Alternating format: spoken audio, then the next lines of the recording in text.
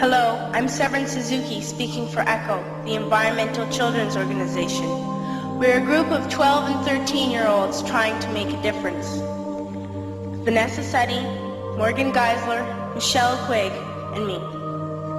We've raised all the money to come here ourselves, to come 5,000 miles to tell you adults you must change your ways.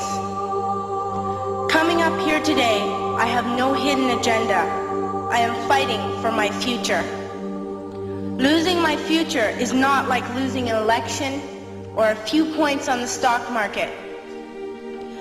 I am here to speak for all generations to come. I am here to speak on behalf of the starving children around the world whose cries go unheard. I am here to speak for the countless animals dying across this planet because they have nowhere left to go. I am afraid to go out in the sun now because of the holes in our ozone. I am afraid to breathe the air because I don't know what chemicals are in it. I used to go fishing in Vancouver, my home, with my dad, until just a few years ago we found the fish full of cancers. And now we hear of animals and plants going extinct, every day vanishing forever. In my life, I have dreamt of seeing the great herds of wild animals, jungles and rainforests full of birds and butterflies.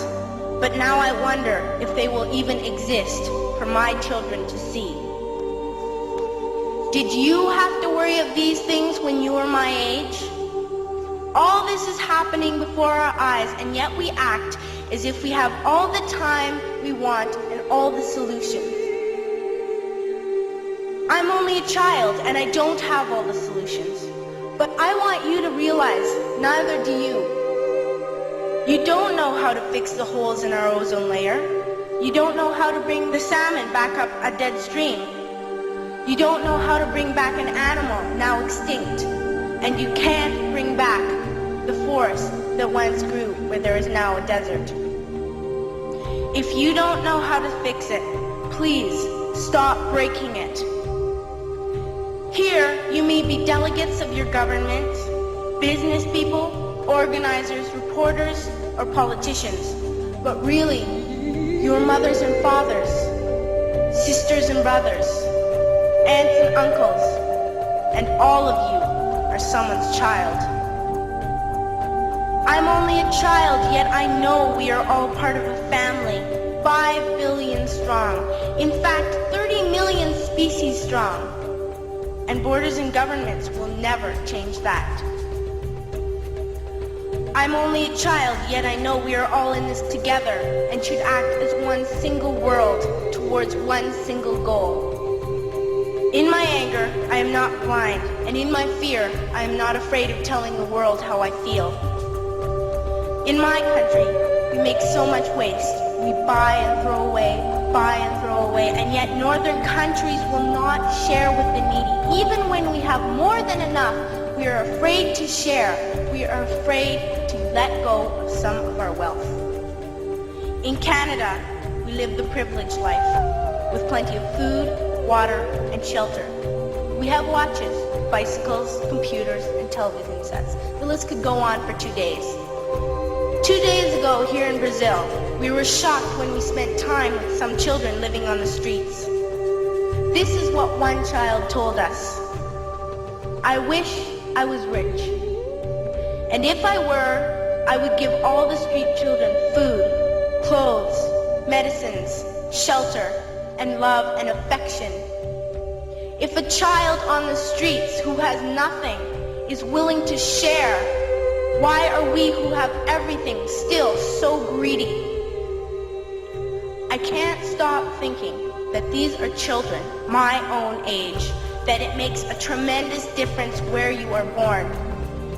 That I could be one of those children living in the favelas of Rio. I could be a child starving in Somalia, or a victim of war in the Middle East, or a beggar in India. I am only a child, yet I know if all the money spent on war was spent on finding environmental answers, ending poverty, and finding treaties, what a wonderful place this earth would be. At school, even in kindergarten, you teach us how to behave in the world.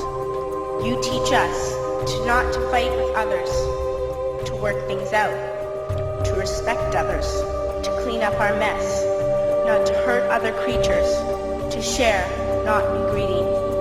Then why do you go out and do the things you tell us not to do? Do not forget why you are attending these conferences, who you're doing this for. We are your own children. You are deciding what kind of world we are growing up in. Parents should be able to comfort their children by saying, everything's going to be all right.